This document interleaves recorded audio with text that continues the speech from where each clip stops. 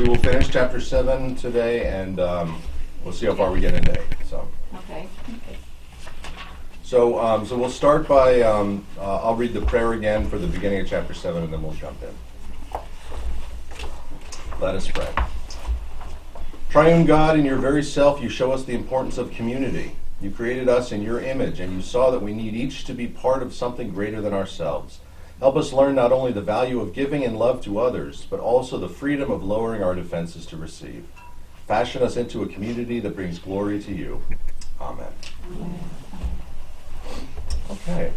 So, what we're going to start by talking about today is giving and receiving. Part of community is that we are interdependent on each other. In Acts chapter 20, it says, it is more blessed to give than to receive. But often it's more difficult to receive, isn't it? It is. Oh, yeah. Why do you think that is? It's humbling. I feel uncomfortable when people want to give to me. I'd much rather give. Why do you think that is? I don't know. I just don't know, but I know Pastor Gardner once told me that, Mary, you have to let someone else be a gracious giver also. Mm-hmm. Well, we want to be And I try to remember that. We want to be in control. That's part of it, isn't it? Yeah. That's part of it. Somebody gets us something. What we want or the way we want it. Okay, I never looked at it that way, but it makes sense. We're also kind of maybe taught when we're small, from when we're really little, that, you should start giving maybe and not, you're given a lot when you're very little and, the toys and everything, but then when you get a little older, then you're reminded that maybe you should be giving and not expect people giving you things all the time. So maybe that's part of it. But I think the control thing is definitely, if I am in charge of giving you things, then, I'm going to keep you from giving me things, because I can do it. Mm-hmm. Makes sense. I think of the kids when they were home, they'll want to do things that the dishwasher, for instance, does it. Oh, we don't do it like Mom does. You can't do that. They want to give and help, but it's not the way you do it. So, make your bed. Well, they're not. You teach them, but you're giving them, if you want to call it talent or whatever, but your experience, and they're not. Yeah. It's hard to let them take over. Back to control. Oh, yes. Yeah. Then people stop, even at home, if I keep doing it and taking over and redo what somebody else does. Somebody could. Yeah. Well, I don't know. Why should I bother her? Why should I bother? That made me think of even here at church or any organization that, okay, you volunteer and then you go and it's already done. Yeah. So you're giving your time, but then it's like, well, it's done. They didn't, and then you stop volunteering. Mm-hmm. That's true. And then people complain that no one comes out to help. Yes. So that's also important. Yes. If we are in a position where we're in like a leadership position and other people are working with us, we need to make sure we're not doing all the work, or else they're not going to want to. And yes. My daughter has run into that, Stacy, when Derek was sick. Okay, they are involved in some things within the town in East Bangor, and well, we thought you would, you will do it because you're home with Derek, whereas she would have appreciated an hour out to work in a flower bed or wash a bench or something at the park. And then you turn your volunteers away, but they were well intended, I guess, but she would have appreciated a break. of that sort. Mhm. You know, not just a break to go grocery shopping. You know, she would have liked working here or there. Also, So there's, you have I've seen it too. There are people who want that reward of people thinking they're wonderful because they do everything. So then nobody else gets to do it. So they don't get volunteers. And then, as you said, they're tired and they don't get the volunteers because they've been doing everything. They don't delegate. They don't think they should delegate because Yeah. it's expected. It's either expected by society or the group or the community, or that person wants to do it because it makes them feel good that they get that acclamation and that applause from people because they're doing everything. And they love that. They love that power of doing everything, and they won't delegate because they don't want to give it away. They want to keep it all to themselves. And you know what really bothers me is when I want to help. And then I end up maybe helping at the last minute, and for something, and we could have been spreading it out among a bunch of people, and then I end up a little resentful because I am the volunteer standing alone because at the last minute it was stuck. And when that person really should have, and I shouldn't have, I throw that word out, that person, it would have been better if that person had at the beginning made sure they had more volunteers. And there are ways. You have to go seek them out. You can't just say, well, I'll just come. No, Come. no, gotta get 'em. You gotta get them. Go get them. Well, Yeah, you gotta get well, them. here's something that happened just this week. I'm a street captain, so we pass out important flyers. I got Okay. it. Well, okay. Well, there's 50-some people on Independence, so somebody does the bottom half, and my co-captain and I do the top. We each have 20. We do it. Well, I got an email on Tuesday late in the day, and now my co-captain do it in the morning or not at all, and he goes to bed like 7 o'clock. So I have to work with him anyway. The email said we're having a meeting next Saturday, and these flyers are supposed to, anything like that is supposed to be out 10 days prior. I get the email Tuesday night, these must go out tomorrow, these must go out Wednesday, and I'm thinking, that's tomorrow, not the following Wednesday. Now this is 11th hour, and late in early evening, and I'm busy all day yesterday, and I can't call David, he's to bed. So it says to notify a board member. So I notified 2 board members that I was not available. They would need to contact David and see what to do. And neither one of them responded to me. On my way here yesterday morning, David calls me. Why didn't you tell me, that was this problem? I said, David, I never intentionally missed you because I thought you would be to bed, and the message said to contact the board member. So I had him mad at me, but yet it's the 11th hour and it's all the time.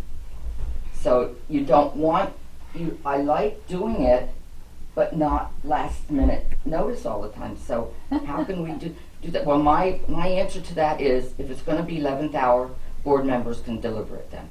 Because we're not all, suppose David would have been, David did all 40, Who's he didn't care. David's in it? No. Up the hill. I lived there 8 years before I even met him, and he's 3 houses away. He's a recluse like this. Yeah. But there's your volunteering and giving. You want to, but yet you get thwarted, or whatever the word is. I think I got one Tuesday night. Oh, yeah. Well, no, they didn't get them out till yesterday morning. Unless they had privy to get them at the office down at your end of town. We're on a hill. We don't, they don't know we're up there. Helping's hard Yeah. because you got to deal with other people, and other people are terrible. Yeah. David and I are okay. They're not We as work good it as out. I am. That's right. That's right. That's right. I do it the right way. That's right. Yeah, that's it. Don't let your husband catch you rearranging the dishes in the dishwasher. Oh, Yeah. I stay out of there. I go to bed. I also want to point out that we have completely left receiving in the dust. We have. Okay. I asked you why it's harder to receive than to help, and you turned into why it's annoying to help. And isn't that interesting? Boy, we screwed that one up. Well, no, We just turned it Well, I think it's very telling. That's true. You are correct. Why is it hard to receive? Because it's humbling. It makes you Mm. feel It makes you can't- vulnerable. Karen does it to me all the time. What? She What do I tells do? me- No, she tells me. Oh, I said, Karen, you didn't have to do that. She said, yes, but I wanted to. See, I'm the rotten receiver, but she's the good guy giving. If I had a nickel for every person I have visited later in life and said, I just don't want to be a burden, Mm. I'd be rich. I wouldn't visit anybody anymore. But if I had a nickel for every caregiver or child of those people who told me, you know, Pastor, my mother really is a burden and I wish she would just die, I'd have nothing, because that doesn't happen. Yeah. But we don't want to, and I've seen people desperately wishing they would just die because they did not want someone to have to take care of them. Yes. That is how much we don't want to receive. We'd rather die. At least for some of us. When my brother had a heart attack in Washington, and I went to visit him, he was so ugly. He had swollen up terribly, and I didn't know him back well because he's like 10 years older than I am. So when I went in to visit him, he looked at me and couldn't barely see because of all this swelling. He said, "Go away! Mm. Go away!" Oh, did that hurt. Yeah. He didn't want me to see him like that. He didn't Yeah. want to receive someone coming and loving him. No, and that was just like, I think Bill in the nursing in the hospital, his texts to me are, they have good food, the people are nice. So I think he's receiving, We can learn to do it. We Yeah. can learn to do it, but Yeah. it's hard. And and people calling him, and yeah, he's receiving it well. Although then when they took him, he just said, "Just kill me, just kill me." When they put him in the ambulance, it's your leg, it's your leg. It's not. Just Shoot shoot horses, horses, don't don't they? We My can fix dad it. used to say, they shoot horses, don't they? It comes from some saying. But I think people feel vulnerable and like when somebody's helping them too. Mhm. And people want to be so strong. horses is an interesting thing to bring up because, you know, if a horse breaks a leg, why do we shoot them? Because They're not good anymore. No good anymore. because they're useless. Yeah, and Because that's what they're that's what he useless. was saying. My dad wanted to die, Because he felt and he couldn't do this, he couldn't do that, he couldn't see, he couldn't walk. Couldn't, Why can't they repair a horse's oh, leg? they sometimes. not they for do running, now, not for but- races. They can't Yeah, for but- But races. it's too hard. Yeah, Race and in the horses, old days, they were And if your they're workhorses, workhorse, and break the But leg. my point is not about. I'm not trying to start an argument about horses Yeah. here. No, no, I'm but saying that what it that means. isn't Yeah. that what we experience when we don't want to see. We don't want to feel useless. Don't we sometimes put our whole sense of self into how much am I giving, and I know and to your make problem. sure that I'm giving more than receiving. I know Janet's problem, one of her problems with receiving from me, like I make soup when she was not feeling well. She is such a good cook, and she gets all the cooking done, and because that's what she does, and all of a sudden here I'm giving her soup. Who's So that?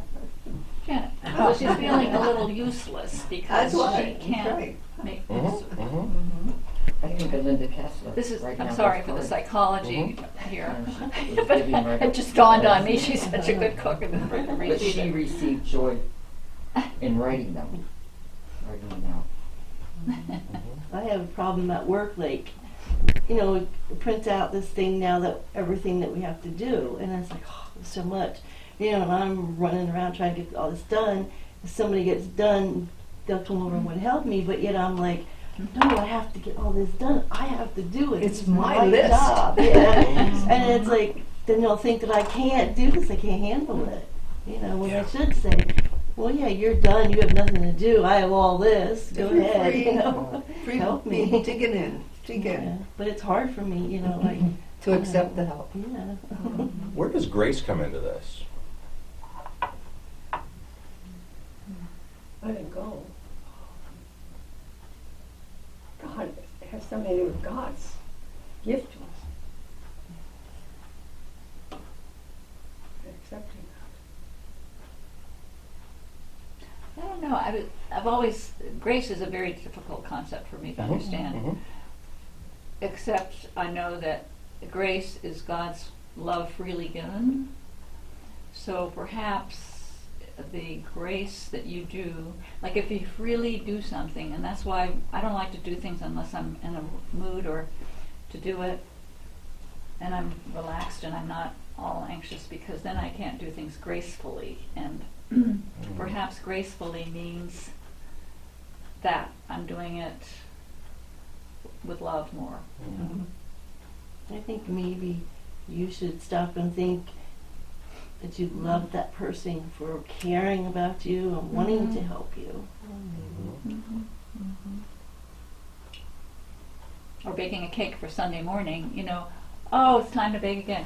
But if you think, oh well, I'm baking it for the community, and we get together, and I love coffee hour, and I'm making this cake, for that, you have a whole other attitude about giving something gracefully. I do.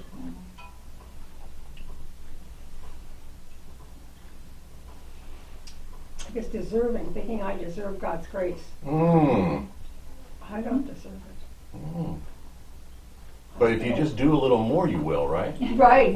Yeah. If I do better, then it'll be good. Don't we do that? Don't we do that? If I just do a little bit more, I'll deserve it. And you know how much you have to do to deserve it? Nothing. Or an infinite amount to actually get to the point where you deserve it, because we don't. None of us do. None of us do. It's a gift, and it's something, we can't give grace. We can only receive it. We can only receive it. Now, God can give grace to other people through us, but we can only receive it. And Listen, that leads to another question. go ahead. How do you, if you're not receiving God's grace, then you're not able to share that with other people. Mm-hmm. So you have to be open. You have to be open to receive God's grace. And sometimes the doors and windows are closed, depending on what's happening in your life. There's an image that always comes up in discussions of how to set boundaries and how to take care of yourself while taking care of other people.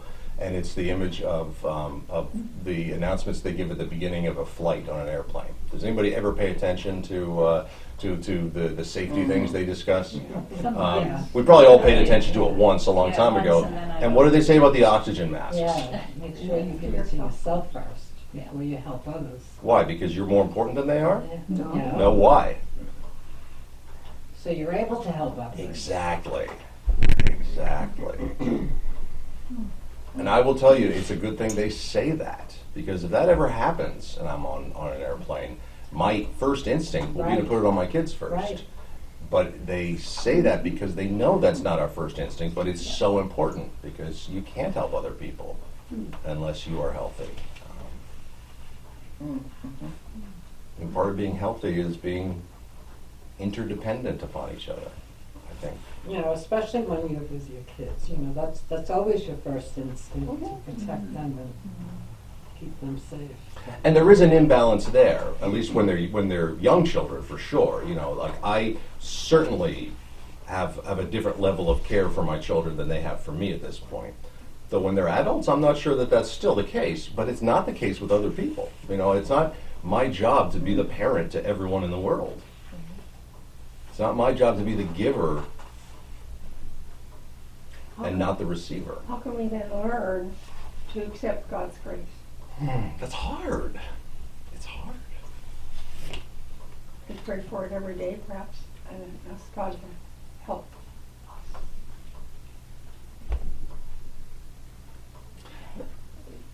Yeah. I think part of it is accepting that our identity is given to us by God. Given to us by God, that we are beloved children of God already.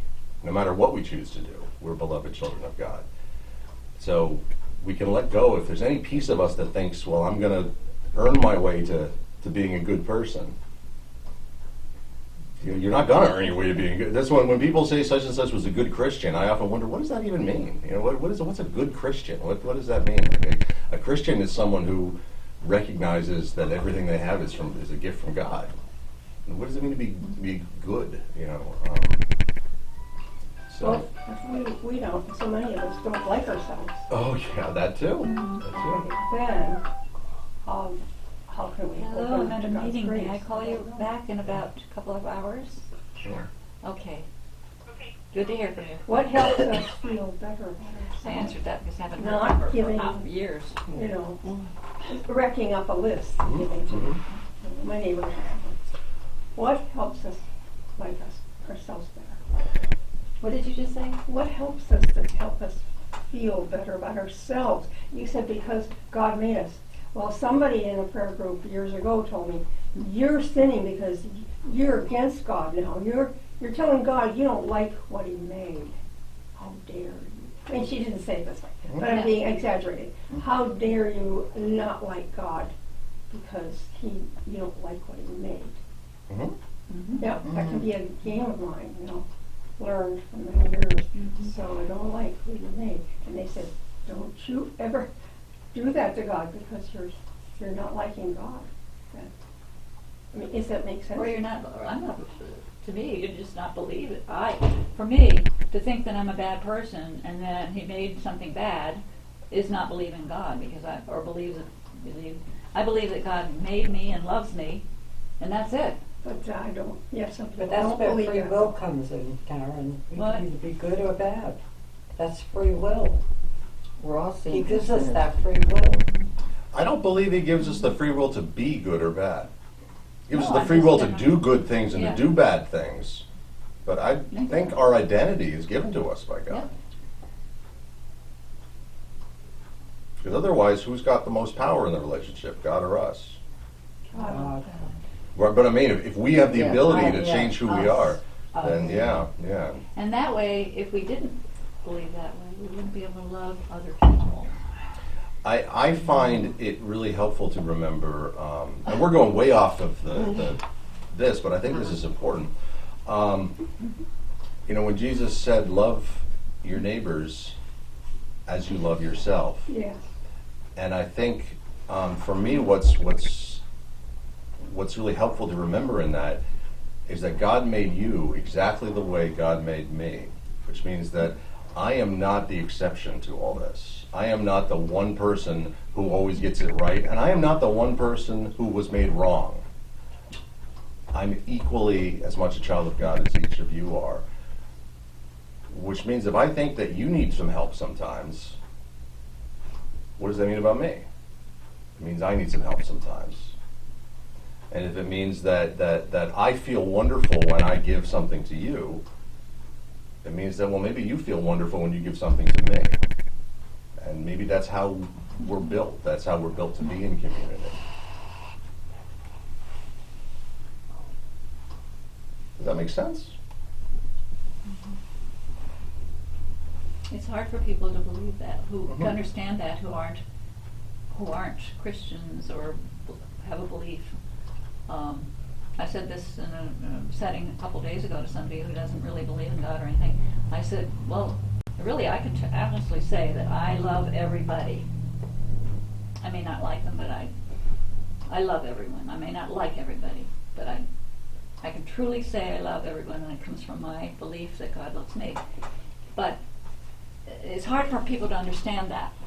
I think it's hard for people who do believe to understand that, to accept Yeah. it. It's hard for me. It's hard Well, for me. I work on it. I often think that I'm this exception, that Yeah. that I'm the one person who doesn't deserve God's love. I Yeah. often think that. Yeah. It's hard. I have to challenge that. I have to challenge that over and over again. Yeah, I'm always working on that. But there's something in there that's having to do with vanity. Mm-hmm. Yep. Is that somebody makes themselves an exception because that's a protection, a self-protection thing. I gotta protect this because it didn't get enough earlier. So if I protect myself, then I'll be okay. But I can't give up the protective part. That's gotta go. We have to protect that. Let's shift gears a little bit. We won't let go of this. We'll come back to this, but maybe if we add something else in, we can go in a different way. One of the things April talks about in the chapter is the different cultural expectations when someone moves into a neighborhood. Like in America, when you move into a neighborhood, what often happens?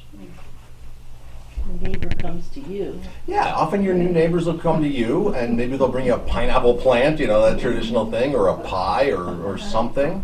And that's great. That's a wonderful thing. And do you remember what she said happens in Japan, though? Oh, you're supposed to go The out. expectation in the Japanese culture is that when you move in, you go out as a way of saying that I wish to be part of this community that's already here. I'm not saying one is better than the other, but I wonder if holding the two together could be something we could learn from.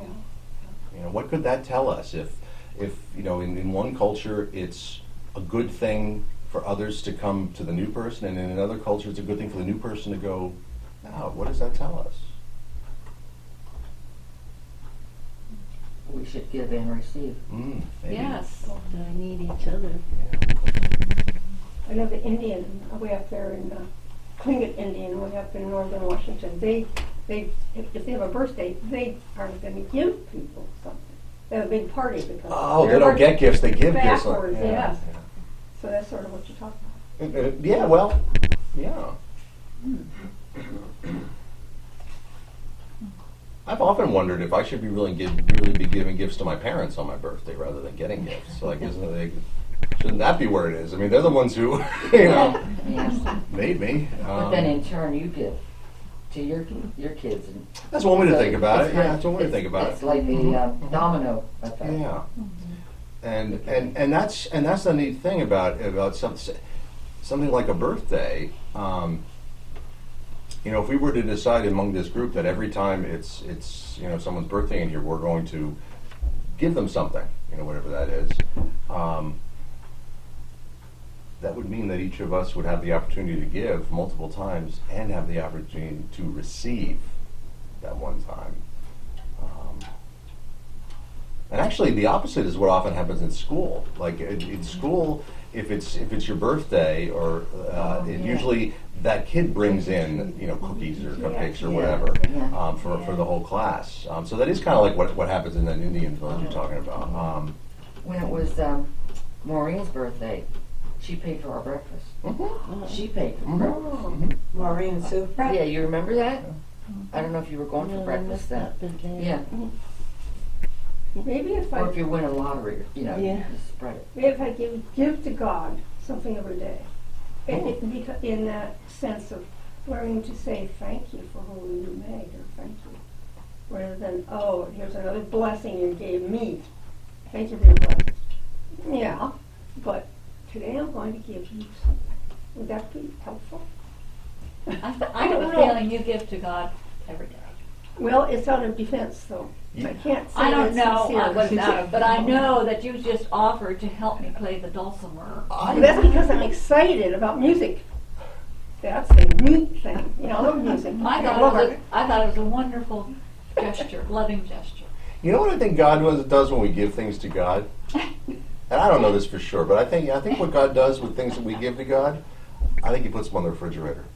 Oh, okay. Because I think when we give to God, it's like that. It's like when our little kids give us this picture they made. It's like, well, this isn't, like, you're not giving me a gift that I'm going to be able to use here, kid.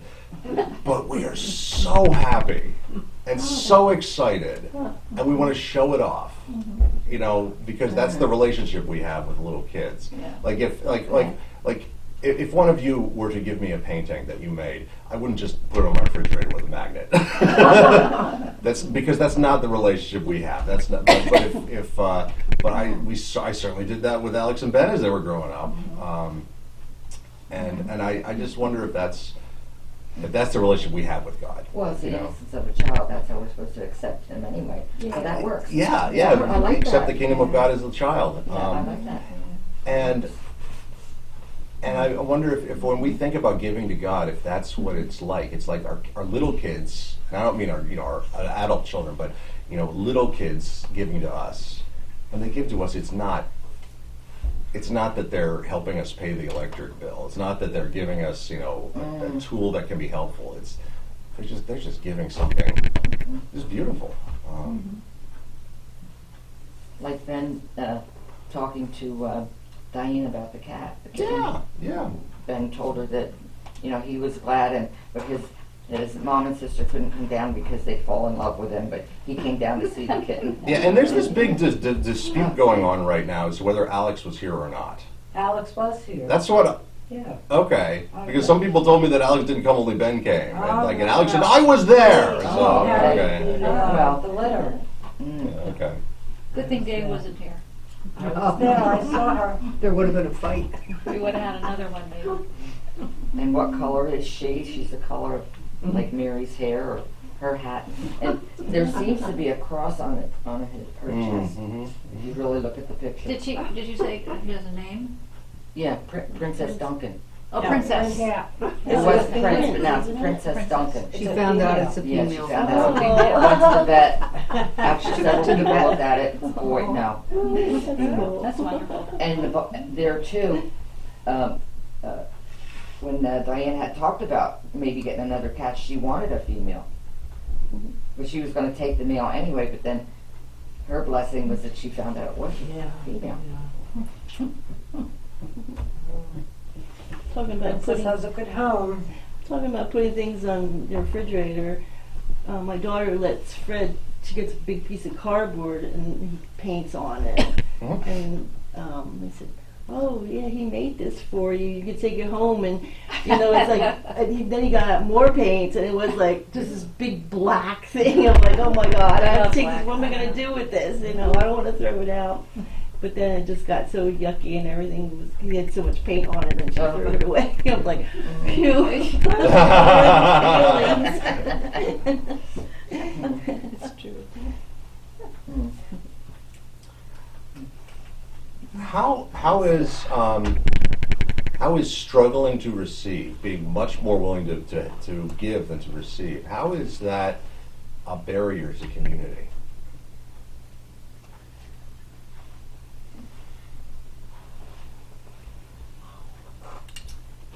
Or how can it be? It can make a community stay very small and instead of growing and becoming larger because the same people are giving all the time and not allowing others, not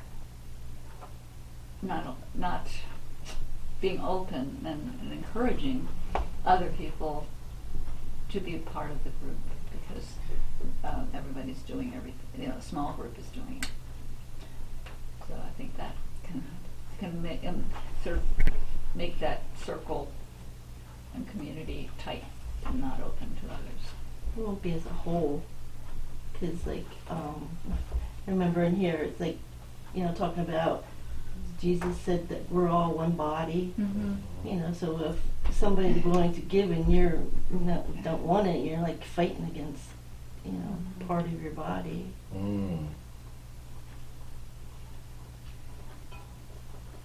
Maybe another way of saying it too, that you're missing out on the relationship with those people, which is really Yes. fun, I think, sometimes getting to know the person inside rather than the giver. It's better to know someone who's receiving. And some relationships are simply, lopsided. Like your relationship with your doctor is lopsided. Your doctor is giving you more help than you're giving your doctor. That's the way it is. But that doctor should be getting help from other people in their life. Same thing with there's a lot of things like that. Even in a well, I mean, I guess I think of the medical field in a lot of ways. Like in therapy and that kind of thing. Like, and even to some level, the pastor-parishioner relationship. There is an expectation. I'm giving more than I'm receiving in some ways, especially with people who I'm visiting who are sick and whatnot. But it's important that in my entire life I'm open to receiving as much as I'm giving, and it means receiving from elsewhere, which is fine. You don't have to have a balanced relationship with everyone in your life, but I think maybe overall there needs to be some balance. I think, and I think within peer relationships, within friendships and family and stuff, that there isn't that professional differential. Maybe it is appropriate to have some kind of balance. But they're giving you a welcome. That you go to see them and they're welcoming you. That's how they're giving. Well, you but back. here's what the difference is, though. If I'm visiting someone in the hospital and they ask me how I am,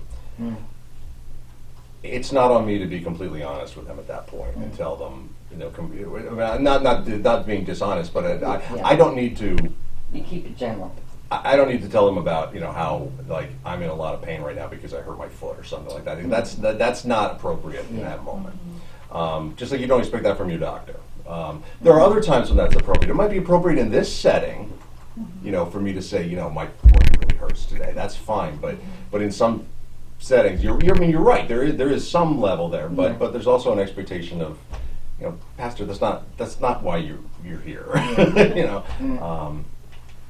And Jesus said, first of all, his first rule was what? Love me with all of your heart, mind, soul, strength, spirit. That's the first thing I got to remember. And then the other thing, the next, then, is love my neighbor as myself. So the first thing has to be taken care of, I think, somehow, with help of others. But how to love God, show him something nice every day, or be more relationship with him, so he becomes my great friend. When I moved, I didn't have any friends, okay, but God has helped that, and in the church. But he says, wait a minute, I want to be your friend. Can you let me be your first friend? And then, you desire your husband. Oh yeah, I lost my husband. But don't forget me. I'm the one who made you. So be friends with me. That's a good point, because you see self as the last one, right? On those, see God and neighbor and yourself. However, it's if you're really loving God, you are there in that first part with God. Right. Because if you're not, it doesn't go to the next step. It doesn't go to the neighbor, because you haven't had that personal, close connection with God at the beginning. And how do you do that? It's a constant work in progress. And I don't think there's an order to it in time. I think it's just doing has both. to be. I've heard the symbol of the cross being used to describe our relationships, that we have a relationship with God that is symbolized by the vertical of the cross, that God's here and we're at the bottom, but our relationships, but that sends us out to relationships with others, which is level, which there is no higher or lower. We are all on the same, which means that our relationship with God is absolutely, we are dependent on God. We're not peers with God, but with with the relationships God calls us to have with others and with our community, we are interdependent there. We are just as much peers. There is no hierarchy. Well, today is 11 years. Today? So, yeah. So this is my community. Have you been able to receive from this? Oh, absolutely. Yeah. Yes, absolutely. Janet was one person I called after I called the kids and 911.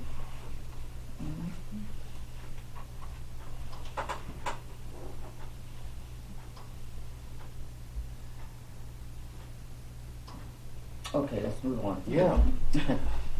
Well, I was thinking too that while we're talking about receiving, you have to be careful. Like, oh my God, they gave me all of this, and what did I give back to them? Even not even gift giving. Like, I should give them a bigger gift, but even just being there or something, you're like, oh my gosh, they did this for me. What did I do for them? And you could get depressed and, worried, like, well, what can I do for them, and you get yourself all worked up. I knew someone who used to, after any kind of family party, if there was a wedding in the family or anything like that, would go through and make a list of all the gifts that were received and estimate how much money they were worth, to make sure that that person kept track of it, to make sure they repaid it in some way. Oh, dear. I mean, the intention was not to like be angry at people for being stingy. The intention was to make sure that I reciprocated, which like we said before, isn't that a way of maintaining control? Yeah. It's not done with malice, but it's. It feels different because I remember I did something for someone and they wanted to pay me back for doing that, and they were a friend of mine, and I thought, I don't feel good about that when they say they want to pay me back for, I just want it to be something I did freely for them, and I wanted them to be freely to me. And here I'm trying to control them, I suppose. But, I felt, I just didn't feel that it was a really loving feeling when someone wanted to pay me back instead of, keep score about what we're doing, rather than just, hey, we do it because we love each other, and that's it. I don't expect payback or. Maybe you wreck the moment, Yeah. It's sort of made me realize that. I've heard people say when they're having a huge wedding, huge, the meal is going to be at least $60 a person. Ooh.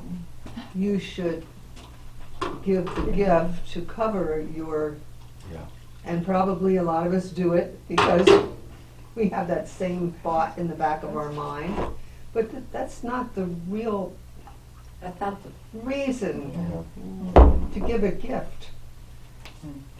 When I was living over in Stone's Throw and Chip died, this neighbor of mine helped quite a bit for him.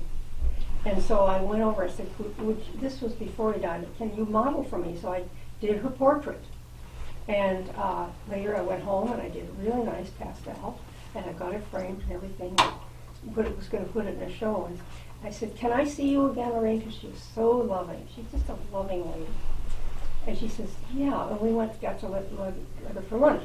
Then another month later, I said, I need to see you again because I need to pick up love from her and so forth. But I want to bring you a gift. I want to bring her that portrait. And I was worried about paying for lunch again because going out to lunch is expensive.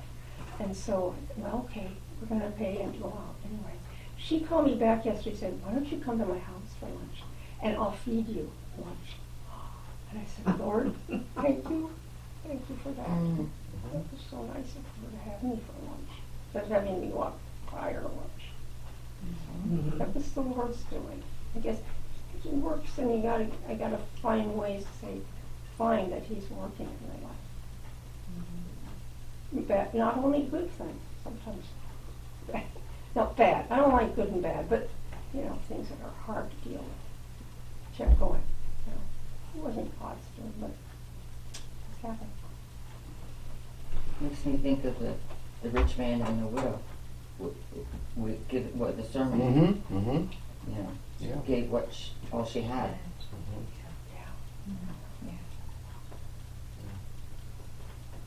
And it also makes me think about how my little soup circle started with my friend that passed away.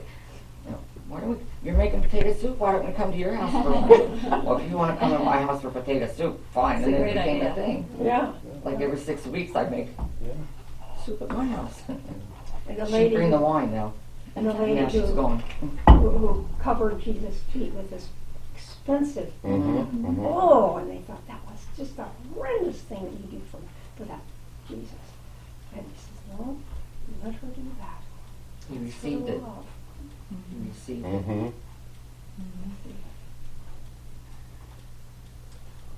What's one thing that you could do this week to try and grow in receiving?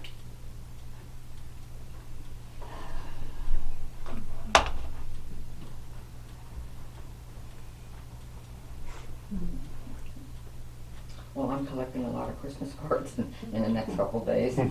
Thousands. She must be up to 20 now. I'm receiving those cards.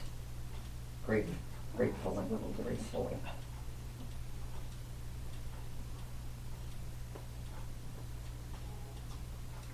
And receiving doesn't have to be material things. No. Oh, no. Like I've received a lot of support. Okay. But even that can be hard to do, can't it? It wasn't to me. Okay. I welcomed it. Yeah. Mhm. Yeah. And I haven't been giving it all. I'm sorry. You haven't been giving, Mary? Well, Are you kidding? I'm just Well, looking at yeah, my and, house. and maybe at certain Things times in you our gave. lives, Right. we don't. You know, at Right. certain times we do. Yeah, I've just been taking from Yeah. everybody right You know, now. just being there is something, but, Right. you know, I'll tell you what, my sister was here, and she's looking around, I said, I didn't decorate very much, but look at that beautiful, those pumpkins on my windowsill. They're hand crocheted by Mary. I think you haven't met Mary, you're the sister you haven't met. And I said, and it felt like cozy and warm, and it added to my decor, and because I didn't have much out for Thanksgiving. But you were there, Mary. Thank you. Yeah, You Yeah. had a good time. She's at home, she's in every room of my house. Yes. Yeah. Yeah, you're right next to my chair, and I see the pumpkins every day. Yeah, you're on my mantle, my fireplace mantle and everything. In my bathroom, in my bedroom, in my living room. Mm-hmm. I wonder if one thing we could learn to do is to, you know, what just happened is Mary, you said, and I think you meant it honestly, I have not been giving lately. Yeah. And everybody jumped in and said, no. I wonder if one thing we could learn to do is say, I haven't been giving lately. And the response would be, well, that's because right now you need to receive. At the time, right? Yeah, I mean, Yes, that's, yes. you know, and that's okay. There's nothing wrong with That's that. right. Because we're in a rhythm. You know, and the rhythm is that sometimes we're receiving more than we're giving, and sometimes we're giving more than we're receiving. You know, and that's It's a pulse. there's a pulse. Yeah. Yes. Smarty pants. Oh, yeah, it's like our heart. You know, our heart receives just as much blood as it gives, That's and it right. has to. If it doesn't, we die. You know, the same amount of blood flows into our heart as flows out. You know, hopefully, right. If it isn't, then there's something's going wrong. Yeah, Yeah, yeah. pacemaker. That helps. Yeah, maybe we need a life pacemaker rather than just for our physical hearts, but for our metaphorical hearts too.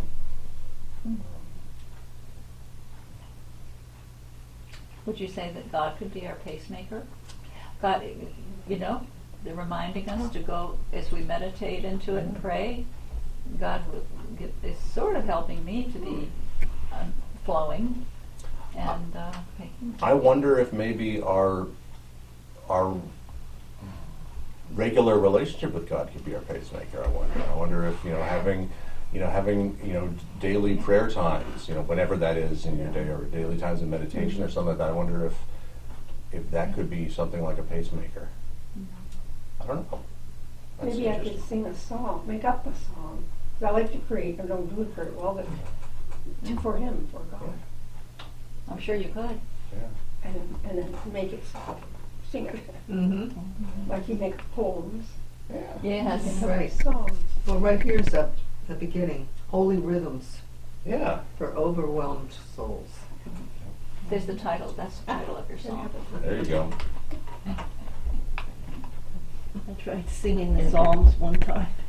Like reading, they say, we'll sing to God. Yes. So I tried singing the Psalms. I'm like, no, God. Did you record yourself? No, that'd be scary. No, it was in her mind, and then it was a reject. Right? Yeah, we're all built differently, Yeah, we are. And even these meetings, you give and receive, and we give and Mhm, receive. mhm. We learn a lot from each Yeah, other. absolutely. Yeah. Yeah. Bach, I wonder about Bach. When he wrote all that music, he always attributed it to his pal, God. His pal. Oh my I goodness. mean, he loved God. Like he was right next door to him, and he says, "I'm writing another song for you." So I listened to Bach, and it's just like, oh That must have been nice. Yeah, Bob was an incredibly spiritual person, yeah. And a good Lutheran. Anything else about this chapter? I feel like maybe we're winding down this chapter, ready to move on. Anything else anybody wanted to bring up or share? Any notes from your ghost there? Well, I can't. Just as something, I don't know, something about being lazy. It's agreed. Their unexpected time allows us to make some of our favorite memories. Well, that was the snowed in day thing. Oh, and I found this card, snowed in. Look at that. Yep. I stuck it in. I have a note Yeah. that reminded me that I tend to think I'm right with my opinions. And when I get into groups, the connection with the, not just sitting here, but just anywhere I'm with a group and I'm talking to people, get to know them, I learn from their opinions, from diverse opinions, and it makes me realize not only do I not know everything, but that I can look at things a little differently. So I really enjoy these groups, and anytime we're sitting together, like coffee or wherever, and someone comes up with something, and I think, I haven't thought about it that way. Yeah, the part in here about staying with people who all have the same same thing. opinion Mhm. on things, Yeah. and how to navigate that. Yeah. We navigate people who are different from Yes. you. That's important. And this is a hugely important thing, and maybe we should continue talking about that a little bit Yeah. before we move on, because that is really important as we try to learn how to be in relationship with people who voted differently last week. You know? Yes. And it helps me grow. It helps me grow to Oh, it listen, does. It does. to learn from other people. Like I was listening to on the NPR some radio, maybe it wasn't. A guy was interviewed. A young man was being interviewed, and I don't talk to. He was like in his 30s, young lawyer, was explaining why he voted the way he did, and I learned why he did, and I thought he had some good points, and here I was like thinking, writing people off Yeah. who voted that way, and I'm thinking, opposite. this guy had some good points, although I think he didn't have all the information to make his points, as many But you as can he understand could. his intentions. You can But I understand the understood motivation. why, and I understood they were very well spoken, and I learned from that. So Yeah, and that's we all need to learn that, because if we're stuck in our own social media Yeah. bubbles, Yes. then the only reason someone voted the other way is because they're evil, full of hate, and hate America and hate me. No. That's, I mean, that really, if you're stuck, yeah, I that's because there are understand that. definitely voices saying that's exactly what you wrote. They're And you know what? stupid and Mhm. insane because they voted for that one. And there are a lot of reasons, you know, and you know, it's crazy. On page 123, she says, "Yet we must be careful not to throw out all the disagreement or difference in perspective. Growth happens when we allow ourselves to be stretched and challenged. In the absence of growth, we become stagnant waters, breeding grounds for short-sightedness and hate." And people don't like to do it because it's No. risky, It's and because difficult. it's safer to be with the same people and look at the same news and look at the same thing, because you feel safe, you feel really good about that. But it's scary when you're going into new waters. Well, dwelling on Tuesday night, there was only 3 of us. We had a decent conversation for the 3 of us It's okay. without getting angry or anything. We had a discussion because it was about nations against nation and kingdoms and earthquakes and famines and Yeah. the world. That important question is, you know, well, the 3 questions kind of all blended together because of what it was. You know, what do you think today, and what can you do tomorrow? So we were doing that. I did find, there was something my ghost wrote in here. Well, it's relevant. What have you learned from the people you are helping, which we've already discussed. So, whoever the person was, I have my own writing in here. I can't always understand what they wrote. I was in a couple of situations the past couple of months, but I was in a situation the other week that these are people that I've known for years and years, thought they were my friends and Christians and teachers and everything, and a couple of remarks, started up about the who voted for who, and the things they said. I almost got up and walked out of the room and left, because I thought, you don't know who voted for who in this group. You're really saying mean, horrible things about people, and I don't think that's right. I could say, I'm not saying who I voted for, but I could say stuff about you because you're saying who you voted for. You know who you voted for, And I think that was terrible that they talked that way. Or like, if you don't have something to say, something good to say, don't say it at all. You're tearing that That's how we other grew up. person apart, Well, I think the good is important, but I think it doesn't mean being quiet necessarily. I think that you need to speak out when it's really important, it's hurting people or it's whatever, and you're getting up with one way of doing it. Another way would be to point out, saying, look, this is, we all have difference of opinion, or, there are other people here who maybe don't, and, we did this in our book club. When was it? Seems like a long time ago, but we did this in our book club because it was happening, and, some people were being put down, and it shouldn't happen. So we, said, no, we're all allowed a difference of opinion here, so it shouldn't be that. Yeah, somebody finally said, well, let's get back to the book. Yeah. And I'm like, yay. It's hard to stay neutral in a group that's divided. Yeah. You can't, you don't want to speak one way or the other, and you don't want them not to like you or get Yeah, that's another problem. You know what? You don't want to be liked. You can't go along to get along. Yeah. Is that how that goes? Something like that. You try to be neutral without you don't want to get over involved in either side. Well, an important thing is to listen and not say anything. And sometimes, silence. Yeah. Listening is so important. It's not done very well. What? That mentions that in your book. One for the pastor. There you go. One thing that I really try to keep in mind is Martin Luther's explanation of the 8th commandment. The 8th commandment is, you shall not bear false witness against your neighbor.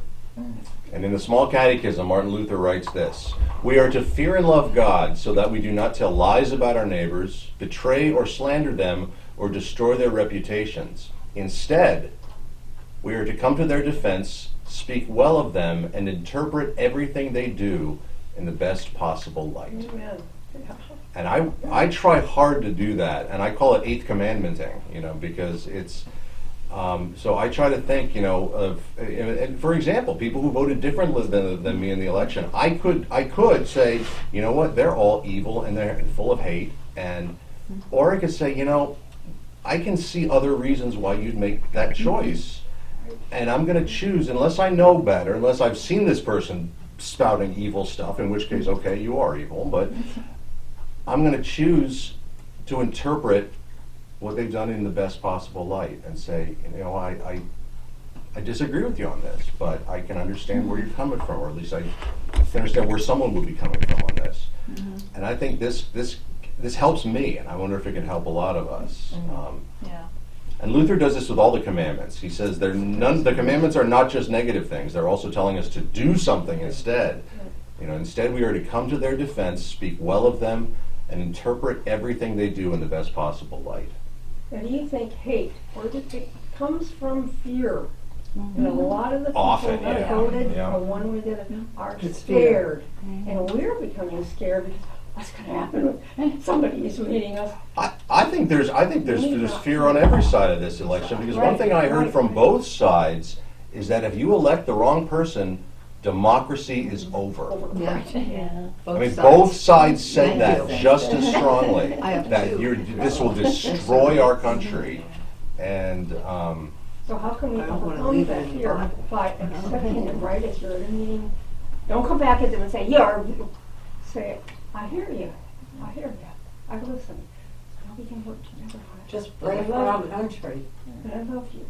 Well, that's even, Right. the last board meeting was terrible, and I go because I want to hear things firsthand, but my friend and I, there was this opposition, and we just took it in stride, and then we left. We said, we didn't know if we were going to come back, and then we decided, no, we're going to go back to the next meeting. And then if it's the same, then we're going to go to somebody's house and watch it on Zoom, because we don't want to be involved in that much of a conflict, and it's hurting the village. and that's what it hurts community. And, Yes, and, it is. and we can't, and one thing that gets really dangerous when we're having conversations like this is it's really easy for us to start thinking about, oh, I wish such and such was in the room right now to hear this, because that person needs to learn how to do this. Yeah. And it's almost like in the moment when you start thinking that, you know who needs to learn that?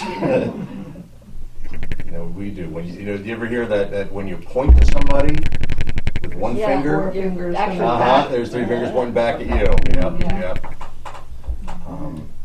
We're the ones who need to learn this. And I'm including myself in that, absolutely. I try to do this, but it's not always easy. I don't always remember. That's why this Michael is important to me, the Saint Michael, Archangel, because Yeah, let's be clear. well, God made this whole thing with evil and good. He Yeah. allowed evil, right? But he's got this archangel who says, and Michael, I want you to reign, not me, God's the one who reigns, Yeah. but he got Michael to help him Yeah. to reign over the evil. Yeah. And that gives me comfort that it's not Yeah. all going to just be. Yeah. And your sermon maybe Sunday was going to say, don't be afraid, please, because it's very true. There's a country song that says, "I'm not okay, but it's all gonna be all right." That's my favorite Yeah. song. It's true. That really sounds, I don't know that song, but that sounds like a good sentiment to me. Like, That is my theme song. let's admit, we're not okay, in whatever time we're in, whatever that is, but Who sings well, we're that? going to be. Well, Yeah. this- His name is Jelly The Roll. singer's name Oh, was it's Jelly Jelly Roll. Roll. Yeah. That was his nickname. That's- He was in prison and everything, but he's Yeah. found God, and he's a Changed good a lot. person now. And I think that's actually the theme of the book of Revelation. I don't think Revelation is not this prediction of what's going to happen. The Revelation is a promise that in the end, God's going to win. Right, there you In go. the end, God's going to win the battle, and Yeah. God's going to win the war. God's going to win. Yeah. And That doesn't mean we're all going to maybe be alive. No. Maybe all. and I'm not even sure it means that something's going to happen physically on this planet or whatever. But one way or another, whatever victory means for God, God's got it. But it also means that we're not at that point yet. That there absolutely is still evil now. Like Jelly Roll says, I'm not okay, but I'm going to be okay. Yeah. It's gonna going to be all right for everybody. I'm not okay, but it's going to be all right. Meaning, Oh my God! All I right. think that sentence right there is the Book of Revelation, right there. Yeah, Yeah, that just. Yeah. I'm not real I'll fond of put him, that but on, that line Alexa. Ask stuck Alexa with to me. play that. Thank you for sharing Did you that. write it down? Yes, I What's did. this Oh, name? yeah. I'll forget every That's the word. one I told you to look up Yeah. and read the lyrics. That's right, and I guess I never did. Thank you. Yeah, well now I've heard it twice, and I'll definitely do it now. What's that? Jelly I Roll. told him that's the Yeah. theme song. Look it up and read the lyrics. And I blew it. Oh. I'm I'll have to look sorry. that up. But Pastor, don't you think it's now that we can think that way, not only future? Because, in fact, I thought about, I don't think I'll wear black because that means I'm really scared and in despair. I think I'll wear blue because that means hope. Because I really feel hopeful. But then I felt this is a cozy sweater. So I wore the black one. Okay, so I wore the black one. But with the layer on it. But the blue, I really think there's always hope because God is in His heaven and all's right with the world. I mean, everything's fine, because he's in heaven. Well, That's good. yeah, I mean, I think God breaks into our world regularly. You know, I think that's the promise of Jesus as the incarnation, is that God is not off in heaven, you know, No. looking down. God is here. God is Yeah, that's getting just a quote that dirty. I don't. Oh no, I'm not speaking Yeah, yeah. against that. But I'm He's saying everywhere, that. under me. But that said, you know, that doesn't mean everything's happy. That doesn't No. mean, you know, it doesn't mean we don't suffer. But he's in charge. That's why Jesus Yeah. correctly. And Yeah. so, Well, Scott Shipp said, the one night said, I don't know, were you there when he said he looks at God as a lifeguard? Yeah. Yeah, yeah. watching over the pool. Watching God over watching over, Israel. things will happen, Yeah. but he's there. It's in the Messiah. Comfort ye, says, Yeah. and God watching over Israel slumbers not, nor sleeps. Yeah. Always there. God's got that white stuff on his nose, yeah. The lifeguards have. Oh, okay. I don't go to pools, that wouldn't have. I think it's there's some kind of sunscreen. Zinc or Oh, something. they don't get a Yeah. big blister on hand. Like they put in babies' bottoms. It makes sense. Well, I thought we were going to move further than this, but I think this was a chapter we needed to dwell with for a while. I think Yeah. this was.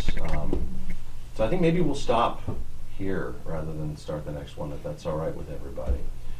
Where are we in terms of doing this? I'll be We looking in finish- next week, and then Yeah, Next we week- finished oh, just yeah, before 2 the weeks, Thanksgiving week. yeah. so that's next week. Next week's the last Thursday before Thanksgiving. You don't do it after Thanksgiving. I think you have a different plan for December. We have a then, different right? plan, that's when we do Women in the Bible. But I will be happy if you want. I'll be happy to come back after that, and we can pick up where we stop I next. can't Yeah. make it next week. In Start the new January. year with Whatever, yeah. Okay, harmony I of haven't planned friendships. January yet. Well, we'll do chapter 8 next week. We'll see how far we get into it. If we finish it, great. If not, then we'll move on from there. Well, I missed that because I have this grief group that meets Thursday too at 10. Oh, yeah. So I'm going just next week. Well, it'll be online, so you can watch it that way if you want to. So let's. Yeah, we have one more. So next week we'll do it. Yeah, okay. Any last thoughts before we close with prayer?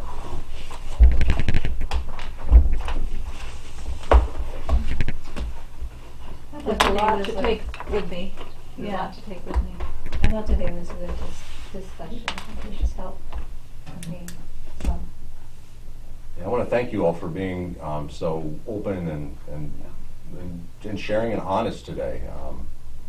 I've received as much as I've given today, absolutely, if not more. All right, let's pray. I invite you to repeat these words after me. Thank you, Lord God, for community and friends. Thank you, Lord God, for community and friends. Thank you for love and grace without ends. Thank you for love and grace without ends. The rhythm you make is a rhythm we share. The rhythm you make is the rhythm we share. Help us live out that rhythm in compassion and care. Help us live out that rhythm with compassion and care. Amen.